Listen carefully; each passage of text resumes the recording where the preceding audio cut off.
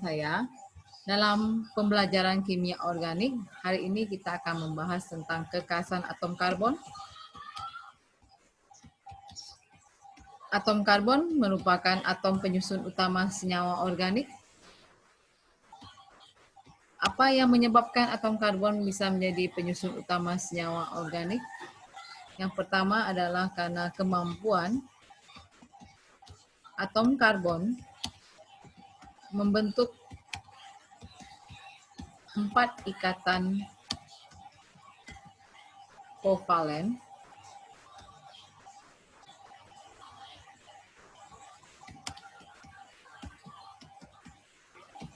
yang kedua karena kemampuan yang pertama ini membentuk 4 ikatan kovalen berikatan dengan sesamanya ataupun berikatan dengan sesamanya sehingga berikatan dengan sesamanya sehingga ada yang dikenal dengan nama kemampuan membentuk jenis atom karbon yang berbeda.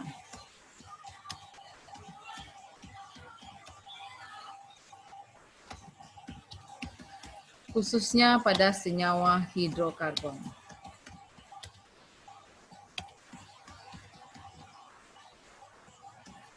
Selanjutnya, itu karena kemampuan membentuk jenis ikatan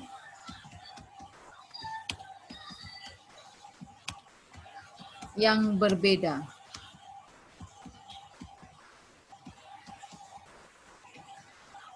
Lalu yang keempat, kemampuan membentuk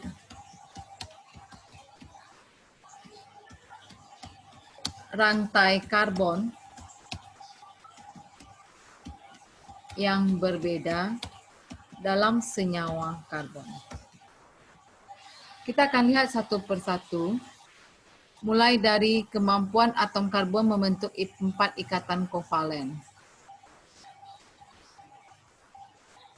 Kemampuan atom karbon membentuk 4 ikatan kovalen itu bisa kita lihat dari struktur Lewis-nya. Struktur Lewis itu adalah struktur yang menggambarkan tentang atom, lambang dari atom, menggambarkan tentang lambang dari atom di sini, lambang atomnya. Misalnya kalau atomnya C, maka dia adalah dituliskan dalam bentuk C. Lalu kemudian ada 4 titik di sini, ataupun nanti bisa diganti dengan 4 kali. Itu melambangkan elektron valensi yang dimiliki dari atom yang bertuliskan di sini, lambang dari atom yang bertuliskan di sini. Jadi dari kemampuan dia membentuk 4 ikatan kovalen itu karena adanya 4 elektron valensi pada kulit terluar dari atom C.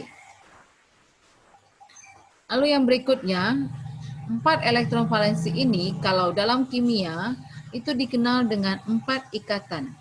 4 ikatan ini dapat mengikat sesamanya ataupun mengikat atom lain. Kalau dia mengikat sesamanya, maka dia akan menjadi yang namanya molekul unsur. Itu akan berbentuk seperti grafit ataupun intan.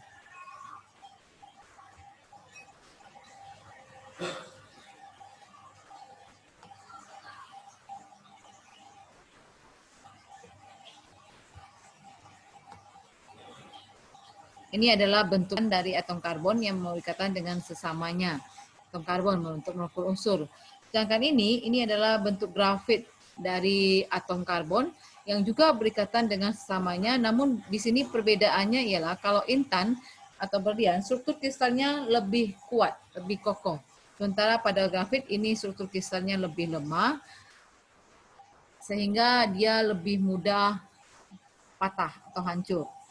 Dan yang selain itu juga ada atom karbon ini mempunyai kemampuan berikatan dengan sesamanya, membentuk molekul unsur. Dia mempunyai bentuk amorf. Bentuk amorf berarti dia bentuknya tidak teratur. Yaitu contohnya ini arang, kemudian bubuk karbon, dan kokas. Kita lanjut lagi yang kedua. Pada bagian yang kedua, saya mengatakan bahwa alasan dari alasan dari atom karbon dapat menjadi penyusun utama senyawa organik, yaitu adalah kemampuan dari jenis atom karbon yang berbeda. Adanya macam kita mengenal adanya jenis-jenis atom karbon yang berbeda dalam senyawa hidrokarbon. Jadi kalau dia khususnya dalam senyawa hidrokarbon. Jadi atom karbon kalau dia berikatan dengan sesamanya, namun bukan hanya sesamanya saja, tapi ada atom-atom lainnya, yaitu atom C dan H, maka kita akan mengenalnya sebagai senyawa hidrokarbon. Jadi kalau di dalam suatu senyawa organik yang disusun oleh atom C dan atom H, itu senyawa organik tadi akan memiliki nama khusus yaitu senyawa hidrokarbon. Ananda bisa lihat bahwa di sini Ibu sudah mempunyai atom C yang dengan 4 tangannya. Lalu kemudian saya akan menambahkan lagi atom C berikutnya dengan 4 tangan. Saya ikatkan di sini juga lagi.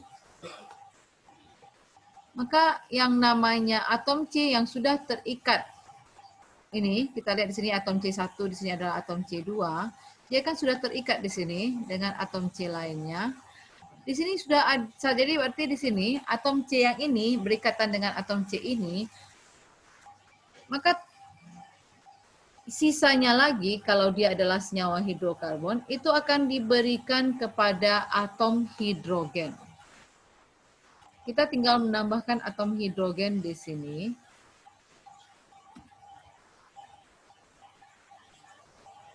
Di sini ataupun di sini. Lalu kita bisa juga menambahkan di sini atom C.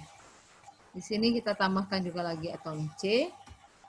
Lalu di sini kita tambahkan atom C. Di sini kita ganti saja, jangan pakai atom H, tapi kita buat sebagai atom, ya udah biar aja H.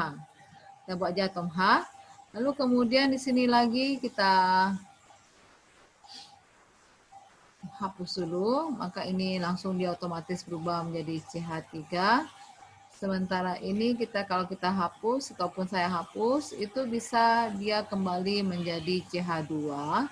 Lalu yang ada C-nya ini kita bisa tambahkan dia satu ikatan boleh, atau di sini kita buat dia menjadi 2 ikatan. Lalu yang di sini hanya saya ganti dengan C. Kita buat aja CH3 langsung, berarti nanti kita akan mengenal jenis-jenis atom karbon langsung ya. Saya akan bahas jenis-jenis atom karbon langsung di sini di dalam suatu senyawa hidrokarbon yang kita bahas hari ini. Yang maksudnya yang menyebabkan kekasan atom karbon, saya ambil contoh itu jenis atom karbon di dalam senyawa hidrokarbon.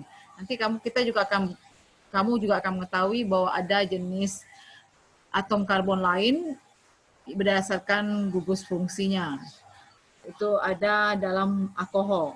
Nanti kita lanjutkan pembahasannya. Sekarang kita bahas ini aja dulu. Pada gambar terlihat bahwa ada atom CH3, CH3, CH2, CH2.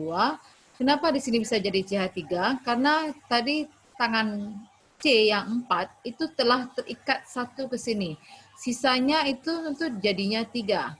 Lalu yang ini kenapa bisa jadi CH2? Karena tangan C sudah mengikat 2 sesamanya yang lain sehingga dia menjadi sisanya 2, itu akan diberikan kepada atom hidrogen. Dan atom C yang ini, dia telah mengikat 4 sesamanya, 1, 2, 3, 4, maka dia tidak punya lagi tangan lain untuk mengikat atom H. Lalu ini, atom C ini, dia mengikat 1 atom H saja, karena dia telah mengikat 3 atom C lainnya. Sehingga muncullah variasi atau jenis atom karbon berdasarkan kemampuannya berikatan dengan sesamanya. Yang namanya atom C yang diikat oleh 3 atom C lainnya, yang atom C yang mengikat 1 atom C lainnya, itu dikenal dengan nama atom primer. Sementara atom C yang mengikat 2 atom karbon lainnya dikenal dengan atom C sekunder. Atom C yang mengikat 3 atom C lainnya dikenal dengan nama atom C tersier. Atom C yang mengikat 4 atom C lainnya dikenal dengan nama atom C quaterner.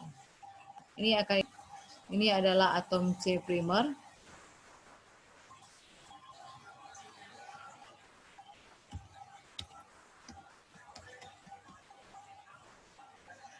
Lalu yang ini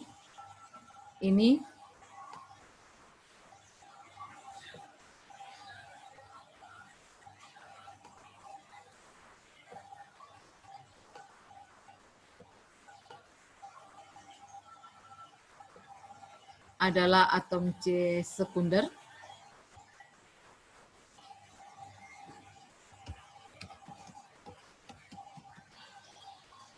Lalu yang ini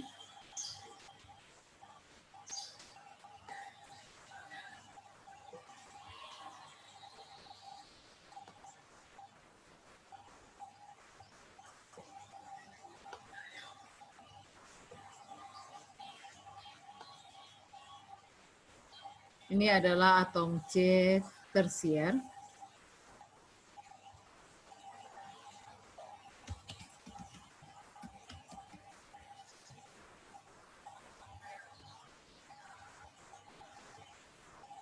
Here. Yang di tengah-tengah ini, yang untuk elips ini adalah atom C quaterner.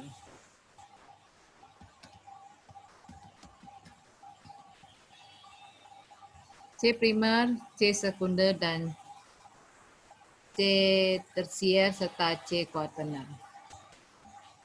Itu dia.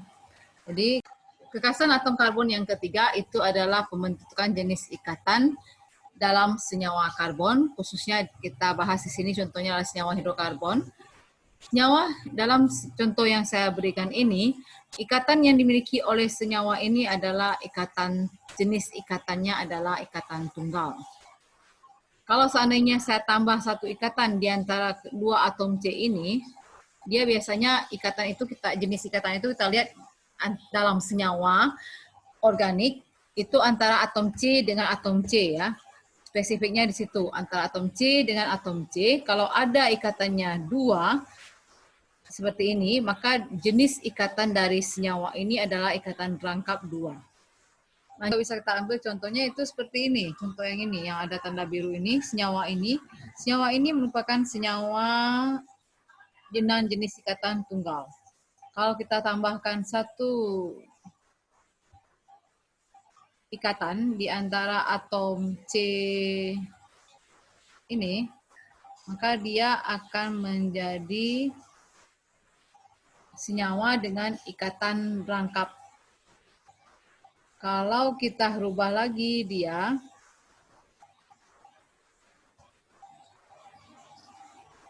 kita tambahkan lagi ikatannya di tempat yang lain, seperti misalnya ikatan rangkap 3, kita tambahkan di sini,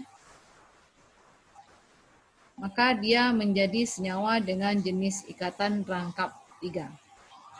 Untuk jenis ikatan, itu yang saya jelaskan, jadi di sini senyawanya mempunyai ikatan rangkap 2, ini mempunyai ikatan rangkap 3, di sini ikatan tunggal, lalu di sini ikatan rangkap 3. Berikutnya adalah kekasan atom karbon mengenai pembentukan rantai karbon. Kalau rantai karbonnya berbentuk seperti yang ada pada gambar 1, maka rantai karbon ini adalah bercabang. Kalau bentuknya seperti ini rantai karbonnya adalah lurus. Ini juga, ini adalah rantai karbonnya lurus. Yang ini adalah rantai karbonnya bercabang. Kapan dia dikatakan rantai karbonnya melingkar? Kalau seandainya dia berbentuk lingkaran. Bisakah rantai karbon ini berbentuk lingkaran? Bisa. Mari kita buat dia berbentuk lingkaran. Saya akan tambahkan atom C lagi di sini. Kemudian saya tambahkan lagi di sini atom C.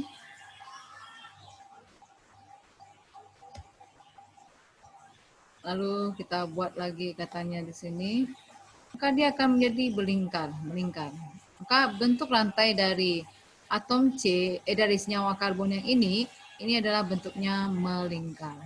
Oke, itu aja untuk hari ini. Sampai jumpa.